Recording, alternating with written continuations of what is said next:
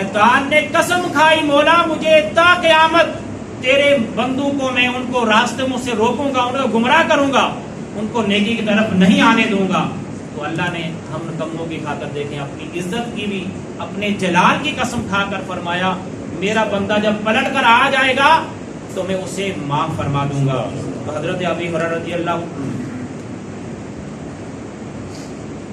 تعالیٰ عنہ سے مروی ہے، فرماتے ہیں کہ جو شخص کسی مجلس میں بیٹھا ہو، کسی بھی محفل میں بیٹھا ہو، اور اس محفل میں اس سے کوئی لفظ گفتگو ہو جائے، ایسے کلمات اس کی زبان سے نکل جائیں، تو جب وہ محفل برخاست ہو اس کے اختتام پر وہ یہ کلمات دہرا لے، سبحانک اللہم و بحمدک اشہد ان لا الہ الا انت استغفرک و اتوب الیک، تو اس کا معنی ہے کہ اللہ میں تیری تعریف کے ساتھ تیری پاکیزگی بیان کرتا ہوں، میں گواہی دیتا ہوں تیرے سوا کوئی معبود نہیں، تجھ سے بخشش مانگتا ہوں اور تیری طرف رجوع کرتا ہوں، تو اللہ اس کے گناہوں کو معاف فرما دیتا ہے۔ پیارے بھائیو، میں اور آپ ہماری کیا حیثیت؟ امام الانبیاء صلی اللہ علیہ وسلم جو اس کائنات کی محبوب ترین ہستی ہیں، جو اللہ رب العالمین کے حبیب ہیں، جو معصوم عن الخطا ہونے کے باوجود آپ توبہ اور استغفار کس قدر کثرت سے کرتے تھے کہ حضرت ابی ہریرہ رضی اللہ تعالیٰ عنہ سے مروی ہے، میں حدیث کا مفہوم عرض کرتا ہوں کہ حضور علیہ الصلوۃ والسلام اللہ کی بارگاہ میں ایک دن میں 70 سے زیادہ مرتبہ توبہ اور استغفار کرتے تھے، ایک دن میں 70 سے زیادہ۔ تو پیارے بھائیو، جب آپ معصوم عن الخطا ہیں، یعنی آپ کے پاس گناہ کا کھٹکا بھی نہیں ہو سکتا، اور آپ کا محافظ خود رب تعالیٰ ہے، تو آپ اپنی رب کی بارگاہ میں آپ 170 سے زیادہ مرتبہ آپ اللہ کی بارگاہ میں ہر روز توبہ اور استغفار کرتے۔ سیدنا علی بن مرزا رضی اللہ تعالیٰ عنہ فرماتے ہیں کہ اے لوگو، ہمارے پاس دنیا میں 2 امانے ہیں، ایک نے پردہ فرما لیا اور دوسری قیامت تک ہمارے پاس ہے۔ پہلی امان نبی کریم علیہ الصلوۃ والسلام کی ذات اقدس جنہوں نے پردہ فرما لیا، اور فرماتے دوسری امان ہمارے پاس تا قیامت استغفار ہے، ہم توبہ اور استغفار سے امان لے سکتے ہیں۔ تو پیارے بھائیوں، حضرت امام نووی علیہ رحمہ ریاض الصالحین میں توبہ کی شرائط اور قبولیت توبہ کی شرائط بیان کرتے ہوئے آپ لکھتے ہیں کہ تمام گناہوں سے توبہ واجب ہے۔ اگر گناہ بندے اور اللہ تعالیٰ کے درمیان ہو تو اس میں کسی بندے کی حق تلفی نہ ہو، تو اس گناہ سے توبہ کی 3 شرائط ہیں۔ فرماتے ہیں پہلی شرط یہ ہے کہ اس گناہ کو ترک کرنا، اس کو چھوڑ دینا،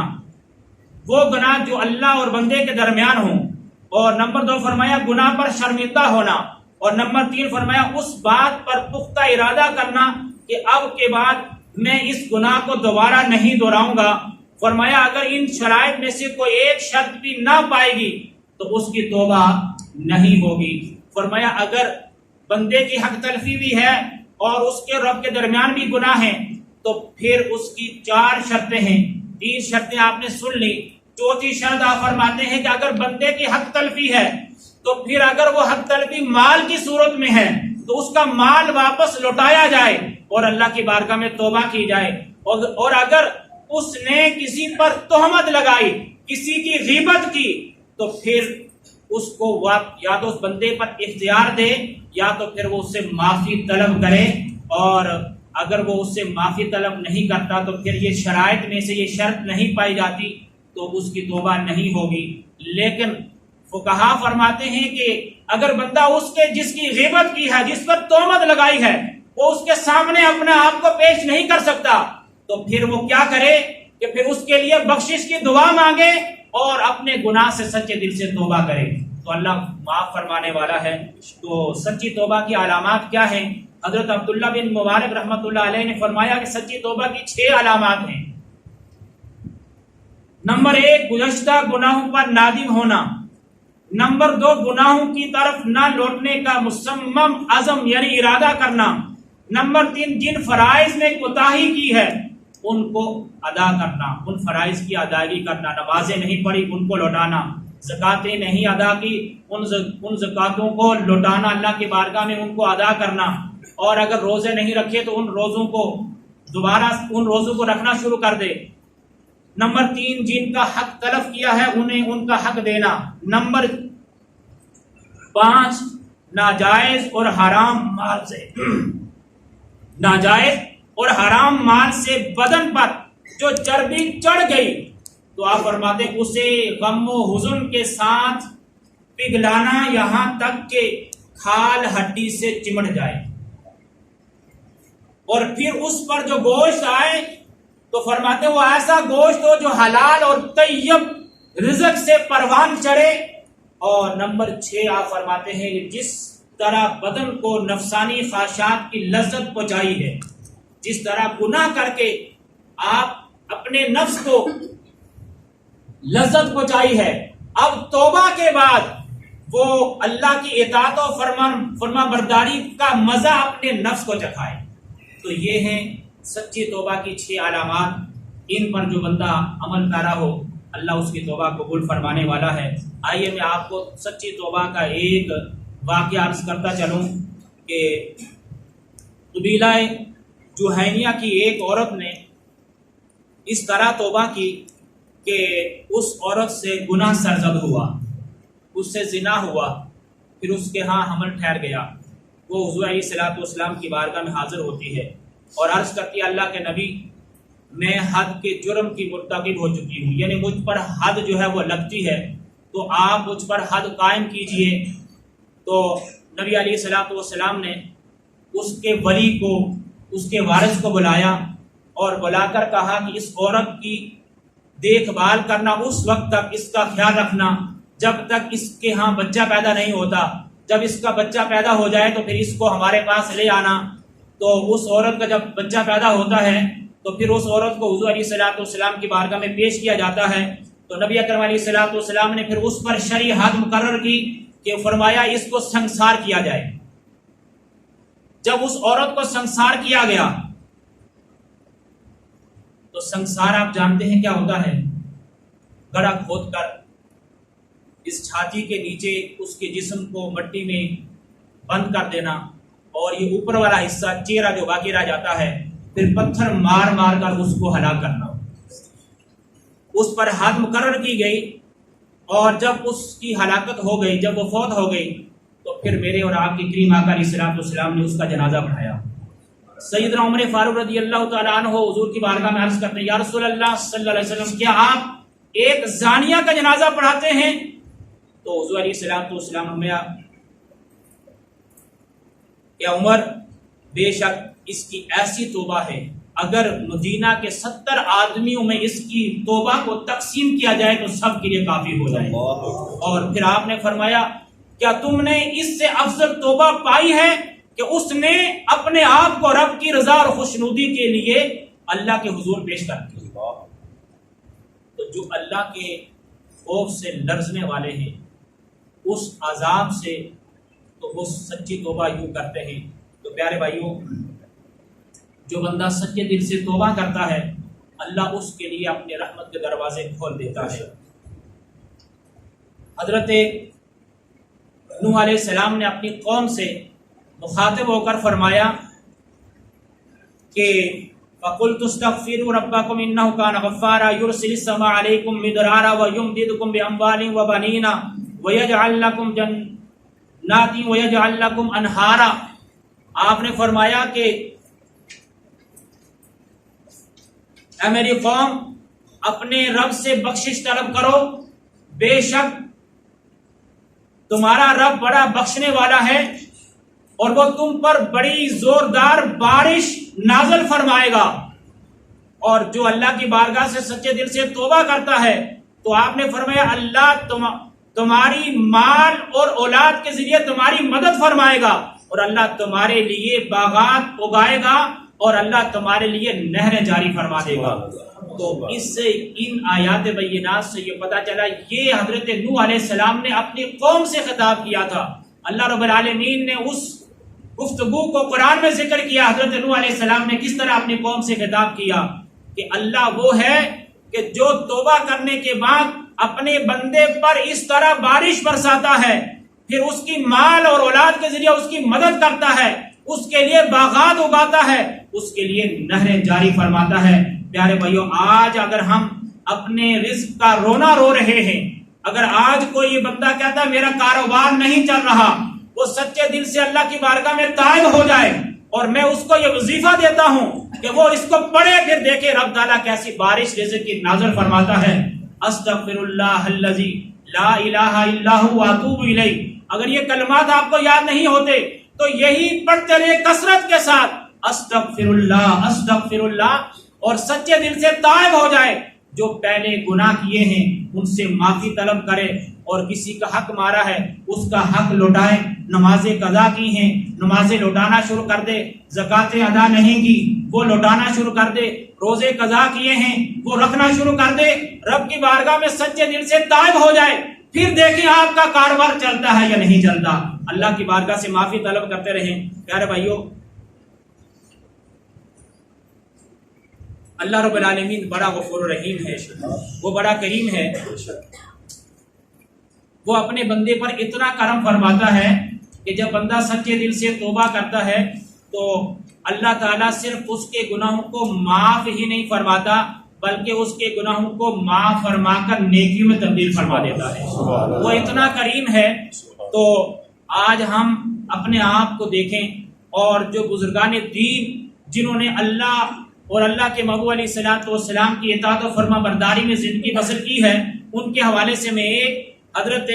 عبداللہ بن مبارک رحمۃ اللہ علیہ کی گریہ افزاری آپ کو سناتا ہوں کہ آپ بوڑھے ہو چکے، داڑھی کے بال سفید ہو چکے، اور آپ اپنی سفید داڑھی کو پکڑ کر اللہ کے حضور روتے ہوئے یوں عرض کرتے تھے، اے اللہ، اے میرے مولا عبداللہ بن مبارک کے حال پہ رحم فرما۔ اور آپ اللہ کی بارگاہ میں دعائیں مانگتے، اور ایک روایت میں یوں آتا ہے کہ آپ قرآن حکیم کی اس آیت کریمہ کو، یہ دو آیات ہیں، ان کو تلاوت کرتے، ان الابرار لفی نعیم وان الفجار لفی جحیم۔ بے شک اللہ فرماتا ہے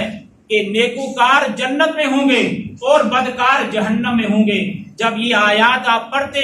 تو آپ پر اس قدر خوف طاری ہو جاتا کہ آپ زاروں قطار رونا شروع کر دیتے، اور اس قدر روتے کہ آپ بے ہوش ہو جاتے، اور جب ہوش آتا تو پھر آپ اٹھ کر کہتے کہ معلوم نہیں عبداللہ بن مبارک کا شمار کن لوگوں میں ہوگا۔ پیارے بھائی، یہ وہ لوگ ہیں جنہوں نے ساری زندگی اللہ کی اطاعت و فرما برداری میں گزاری، اور پھر بھی